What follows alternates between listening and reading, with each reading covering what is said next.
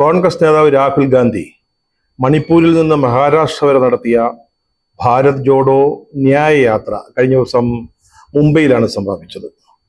അവിടെ ശിവാജി പാർക്കിൽ ഒരു വൻ റാലി അതോടൊപ്പം നടന്നു. ഇന്ത്യ മുന്നണിയിലുള്ള രണ്ട് മിക്ക നേതാക്കളും ശരത് പവാർ അല്ലെങ്കിൽ ഫറൂഖ് അബ്ദുള്ള തുടങ്ങിയവരടക്കമുള്ള പ്രമുഖ നേതാക്കളെല്ലാം ഈ യോഗത്തിൽ പങ്കെടുത്തിരുന്നു. പക്ഷേ CPM-ന്റെയും CPI-യുടെയും പ്രതിനിധികൾ ഉണ്ടായില്ല. അതിന് ഒരു കാരണമായി പറഞ്ഞത് കോൺഗ്രസ് നേതാവ് രാഹുൽ ഗാന്ധി കേരളത്തിൽ വയനാട്ടിൽ മത്സരിക്കുന്നു. അതുപോലെ തന്നെ AICC-യുടെ സംഘടനാ സെക്രട്ടറി KC വേണുഗോപാൽ ആലപ്പുഴയിൽ മത്സരിക്കുന്നു. ഇത് രണ്ടും ഇടതുമുന്നണിയെ തോൽപ്പിക്കുക എന്ന ലക്ഷ്യത്തോടുകൂടി, പ്രത്യേക ലക്ഷ്യത്തോടുകൂടി എടുത്ത ഒരു തീരുമാനമാണെന്നാണ്. അതുകൊണ്ട് അതിൽ പ്രതിഷേധിച്ച് ഞങ്ങൾ ഈ ചടങ്ങിൽ പങ്കെടുക്കുന്നില്ല. പിന്നീട് അവർ ചില ന്യായങ്ങളൊക്കെ പറഞ്ഞ് കുറേ ആവശ്യങ്ങളുണ്ടായിരുന്നു. അത് ഭാരത് ജോഡോ യാത്രയുടെ സമാപനമായിരുന്നു, ഇന്ത്യ മുന്നണിയുടെ റാലി ആയിരുന്നില്ല എന്നൊക്കെ പറഞ്ഞെങ്കിലും വാസ്തവത്തിൽ ഈ കേട്ട കാരണം ചിരിയുളവാക്കുന്നതാണ്. കേരളത്തിലെ 20 മണ്ഡലങ്ങളിൽ LDF മത്സരിക്കുന്നത് എന്തിനാ? വയനാട്ടിലെ രാഹുൽ ഗാന്ധി അടക്കമുള്ള UDF സ്ഥാനാർത്ഥികളെ തോൽപ്പിക്കുന്നതിനാണ്. മറിച്ചും അങ്ങനെയാണ്. UDF 20 സീറ്റിൽ മത്സരിക്കുന്നത് LDF-നെ തോൽപ്പിക്കാനാണ്. ഈ രണ്ട് മുന്നണികളിലെയും പാർട്ടികൾ ഇന്ത്യ സഖ്യത്തിലുള്ളതാണെങ്കിലും കേരളത്തിലെ രാഷ്ട്രീയം വേറെയാണ്. അപ്പൊ പിന്നെ വയനാട്ടിൽ രാഹുൽ ഗാന്ധി മത്സരിക്കുന്നതിനും ആലപ്പുഴയിൽ KC വേണുഗോപാൽ മത്സരിക്കുന്നതിനും എന്തിനാണ് എതിർക്കുന്നത് എന്ന് മനസ്സിലാക്കാൻ പറ്റുന്നില്ല. അങ്ങനെയാണ് കാര്യങ്ങളുടെ കിടപ്പെങ്കില് കോൺഗ്രസിന്റെ ഇവിടുത്തെ സ്ഥാനാർത്ഥി ലിസ്റ്റ് സീതാറാം യെച്ചൂരിയും D രാജയും ചേർന്ന് തീരുമാനിച്ച് പ്രസിദ്ധീകരിച്ചാൽ മതിയല്ലോ. നമ്മൾ നേരത്തെ വടകരയെ പറ്റി പറഞ്ഞതുപോലെ ആലപ്പുഴ എടുക്കുകയാണെങ്കിൽ AICC നടത്തിയ മറ്റൊരു സർജിക്കൽ സ്ട്രൈക്ക് ആയിരുന്നു ആലപ്പുഴയിലേത്. അവിടെ കോൺഗ്രസിന്റെ സ്ഥാനാർത്ഥി ആയിരുന്നില്ല, പലരുടെയും പേരുകൾ കേൾക്കുന്നുണ്ടായിരുന്നു. ഒരു പറ്റിയ സ്ഥാനാർത്ഥി അപ്പോഴും ആയില്ല. അപ്പോഴാണ് അപ്രതീക്ഷിതമായിട്ട്, അതായത് ഒരു അൺഎക്സ്പെക്റ്റഡ് ആയിട്ട് KC വേണുഗോപാൽ ആലപ്പുഴയിലേക്ക് സ്ഥാനാർത്ഥിയായിട്ട് വരുന്നത്.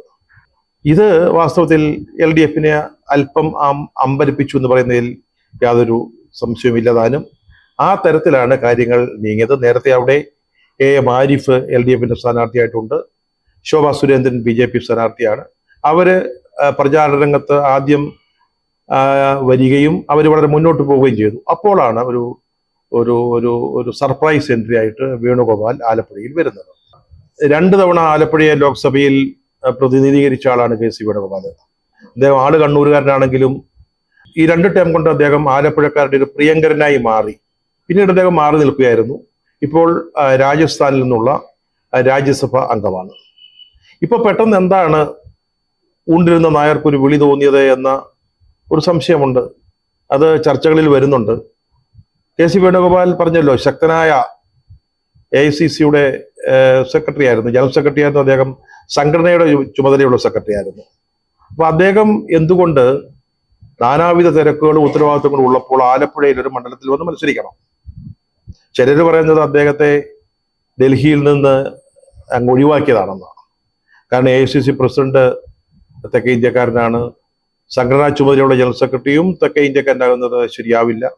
പിന്നെ അത് മാത്രമല്ല, KC വേണുഗോപാലിന് രാഹുൽ ഗാന്ധിയോടുള്ള ഒരു അടുപ്പം പലർക്കും ഒരു തലവേദനയും ഒരു അസൂയും ഒക്കെ ആയിരുന്നു. അപ്പൊ അദ്ദേഹത്തെ ഒഴിവാക്കിയതാണ് എന്ന് പറയുന്ന ഒരു ഭാഗമുണ്ട്. അങ്ങനെയല്ല, അദ്ദേഹം കേരളത്തിലേക്ക് മനസ്സാ വരികയാണ്, സ്വന്തം മനസ്സാലെ വരികയാണ്. അദ്ദേഹത്തിന് വേറെ ചില ലക്ഷ്യങ്ങളുണ്ട്.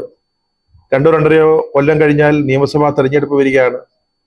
അത് UDF ജയിക്കാൻ സാധ്യതയുണ്ട്. അങ്ങനെയുണ്ടെങ്കിൽ എന്തുകൊണ്ട് KC വേണുഗോപാലിന് അദ്ദേഹത്തെ എന്തുകൊണ്ട് മുഖ്യമന്ത്രിയായിട്ട് പരിഗണിച്ചുകൂടാ? അത്തരത്തിലുള്ളൊരു അജണ്ടയും അദ്ദേഹത്തിനുണ്ട് എന്ന് പറയുന്ന ആളുകളുണ്ട്. ഇതിന്റെ ശരിയായ അവസ്ഥ, സത്യാവസ്ഥ ഏതാണെന്ന് നമുക്ക് അറിഞ്ഞുകൂടാ. 2019 ഒരു അട്ടിമറി വിജയമാണ് ഇവിടെ UDF നേടിയത്. 20-ൽ 19 സീറ്റും UDF-ന് ലഭിച്ചു. ലഭിക്കാതെ പോയ ഏക സീറ്റ് ആലപ്പുഴയായിരുന്നു. അത് AM ആരിഫാണ് ജയിച്ചത്. 10,474 വോട്ടിന്റെ ഭൂരിപക്ഷത്തിനാണ് അന്ന് അദ്ദേഹം ജയിച്ചത്. എല്ലാവരെയും ആകർഷിക്കുന്ന തരത്തിൽ പരിചയപ്പെടുന്നവരോടൊക്കെ സ്നേഹത്തോടുകൂടി പെരുമാറുന്ന ഒരു ചെറുപ്പക്കാരനാണ് ആരിഫ്. അദ്ദേഹം നേരത്തെ MLA ആയിരുന്നു, പിന്നീട് MP എന്ന നിലയിലും ആലപ്പുഴയോട് അതിൻ്റെ ആവശ്യങ്ങളോട് അവർക്കൊപ്പം നിൽക്കുന്ന ഒരു വ്യക്തിയാണ്. ശോഭാ സുരേന്ദ്രനാണ് BJP സ്ഥാനാർത്ഥി എന്ന് നമ്മൾ നേരത്തെ പറഞ്ഞു. ഇവിടെ കഴിഞ്ഞ വട്ടം BJP സ്ഥാനാർത്ഥിയായി മത്സരിച്ചത് KS രാധാകൃഷ്ണ, കോൺഗ്രസിൽ നിന്ന് BJPയിലേക്ക് വന്ന ആളായിരുന്നു. അദ്ദേഹം 1.87 ലക്ഷം വോട്ടുകൾ നേടി അവിടെ BJPക്ക് ഒരു നല്ല അടിത്തറയുണ്ടെന്ന് ആ തെരഞ്ഞെടുപ്പ് തെളിയിച്ചത്. അവിടേക്കാണ് പാർട്ടിയുടെ സംസ്ഥാനത്തെ ഏറ്റവും ശക്തരായ നേതാക്കളിലുള്ള ഒരാളായ ശോഭാ സുരേന്ദ്രൻ കടന്നു വരുന്നത്. അതോടെ ആ മണ്ഡലം പതിവിൽ നിന്ന് വിട്ട് ഒരു ശക്തമായ ഒരു ത്രികോണ മത്സരത്തിന്റെ തലത്തിലേക്ക് ഉയർന്നുകൊണ്ടിരിക്കുകയാണ്. 1977 ആലപ്പുഴ ലോക്സഭാ മണ്ഡലം നിലവിൽ വരുന്നത്. അതിനുമുമ്പ് അമ്പലപ്പുഴയായിരുന്നു. 77 ആലപ്പുഴ വന്നപ്പോൾ അതിൻ്റെ ഭൂമിശാസ്ത്രപരമായ ഘടനയിൽ കുറെ മാറ്റങ്ങളൊക്കെ ഉണ്ടായി. 77 ശേഷം 12 തവണ ലോക്സഭാ തെരഞ്ഞെടുപ്പ് നടന്നപ്പോൾ അതിൽ 8ലും UDF ആണ് ജയിച്ചത്. ഏറ്റവും കൂടുതൽ തവണ ജയിച്ചത് നമ്മുടെ VM സുധീരനാണ്. VM സുധീരനും ആലപ്പുഴക്കാരനല്ല, തൃശ്ശൂരിൽ നിന്ന് വന്ന് ആലപ്പുഴയുടെ ദത്തുപുത്രനായി മാറിയ നേതാവാണ്. അദ്ദേഹം 3 തവണ ജയിച്ചപ്പോൾ 80 അദ്ദേഹം LDF സ്ഥാനാർത്ഥിയായിരുന്നു. അന്ന് അദ്ദേഹം ഉൾപ്പെടുന്ന കോൺഗ്രസ് LDFന്റെ ഭാഗമായിരുന്നു. അങ്ങനെ LDF സ്ഥാനാർത്ഥിയായിട്ടാണ് 80 അദ്ദേഹം മത്സരിച്ച് ജയിച്ചത്. 80 മത്സരത്തിനൊരു പ്രത്യേകതയുണ്ട്, ഒരു കൗതുകമുണ്ട്. അന്ന് സുധീരൻ മത്സരിക്കുമ്പോൾ അദ്ദേഹത്തെ എതിരിട്ട് അദ്ദേഹത്തിന്റെ സ്വന്തം നാട്ടുകാരനായ കോൺഗ്രസിന്റെ വളരെ മുതിർന്ന നേതാവായിരുന്ന NI ദേവസിക്കുട്ടിയാണ്. അങ്ങനെ 3 തവണ ജയിച്ച സുധീരൻ പിന്നീട് ഡോക്ടർ KS മനോജിനോട് തോൽക്കുകയാണ് ഉണ്ടായത്. അതോടെ അദ്ദേഹം തെരഞ്ഞെടുപ്പ് രാഷ്ട്രീയം അവസാനിപ്പിക്കുകയും ചെയ്തു. അവിടുന്ന് സുശീല ഗോപാലൻ ജയിച്ചിട്ടുണ്ട്, വക്കം പുരുഷോത്തമൻ ജയിച്ചിട്ടുണ്ട്, CPMന്റെ TJ ആഞ്ചലോസ് അദ്ദേഹം ഒരു തവണ ആലപ്പുഴ മത്സരിച്ച് ജയിച്ചു. പിന്നീട് മനോജ് ജയിച്ചു. അപ്പൊ ഇതില് ആഞ്ചലോസ് ഇപ്പൊ CPI ഇല്ല. അദ്ദേഹം CPMുമായിട്ട് ചില തർക്കങ്ങൾ ഉണ്ടാവുകയും അഭിപ്രായ വ്യത്യാസങ്ങൾ ഉണ്ടാവുകയും അദ്ദേഹത്തെ CPI ഏറ്റെടുക്കുകയും ചെയ്തു. ഇപ്പോഴദ്ദേഹം CPIയുടെ ജില്ലാ സെക്രട്ടറി ആണോ എന്ന് എനിക്ക് സംശയമുണ്ട്. നേരത്തെ ജില്ലാ സെക്രട്ടറി ആയിരുന്നു. VSമായിട്ടൊക്കെ അദ്ദേഹം ഉടക്കിക്കളഞ്ഞു. അദ്ദേഹത്തെ ഈ കടപ്പുറത്ത് മീൻ പെറുക്കി നടന്ന ചെറുക്കൻ എന്നൊക്കെ വിശേഷിപ്പിക്കുന്ന സാഹചര്യങ്ങളൊക്കെ ഉണ്ടായി. അങ്ങനെയാണ് അദ്ദേഹം വിട്ടുപോയത്. മനോജും പിന്നീട് CPMമായിട്ടുള്ളൊരു ബാന്ധവം അവസാനിപ്പിച്ചു. അദ്ദേഹം അങ്ങനെ ഒരു CPM കാരനായിരുന്നില്ല.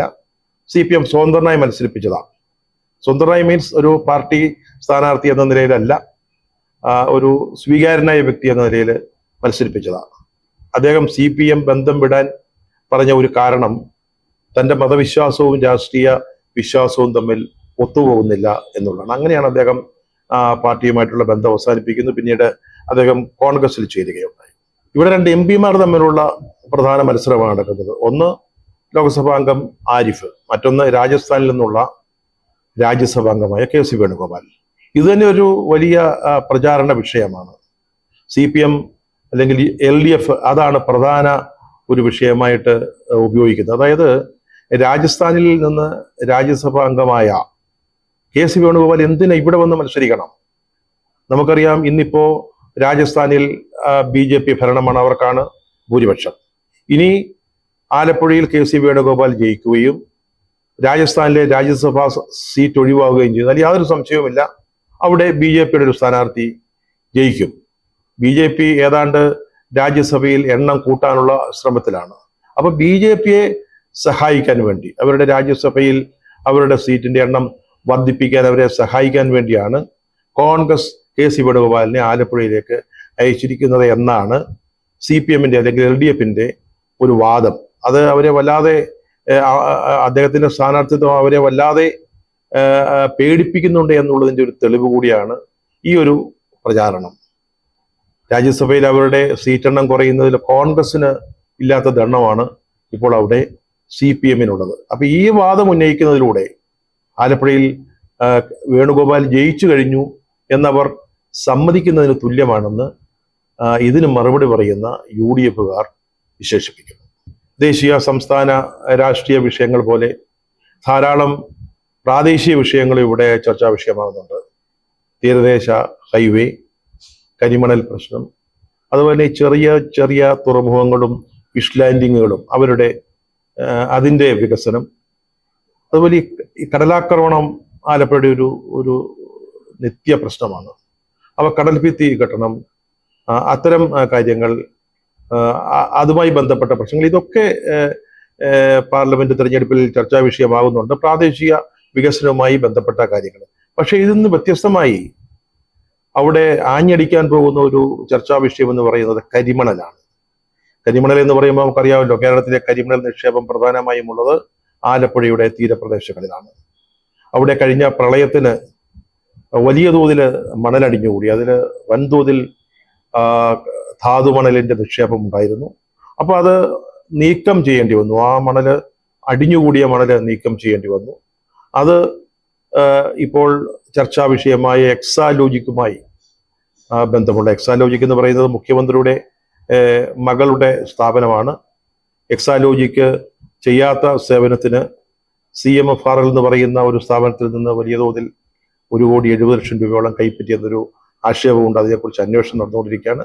അതിലെ ഈ മണൽ മാറ്റാൻ അനുമതി കൊടുത്തതുകൊണ്ട് ഏറ്റവും പ്രയോജനമുണ്ടായത് ഈ CMFRL-നാണെന്നും, അടിഞ്ഞുകൂടിയ മണ്ണ് മാറ്റിയതിനു ശേഷവും മണൽ മാറ്റാൻ അവർക്ക് സൗകര്യം ചെയ്തു കൊടുത്തുവെന്നും UDF അവിടെ ആരോപിക്കുന്നു. അതൊരു പ്രധാന ചർച്ചാ വിഷയമായി മാറുകയാണ്. 2019 നിയമസഭാ തെരഞ്ഞെടുപ്പിൽ LDF-ന് 2 സീറ്റുകളാണ് ലഭിച്ചത്. ഒന്ന് ചേർത്തല, മറ്റൊന്ന് കായംകുളം. പക്ഷെ 2021 അരൂർ, ചേർത്തല, ആലപ്പുഴ, അമ്പലപ്പുഴ, കായംകുളം സീറ്റുകൾ LDF സ്വന്തമാക്കി.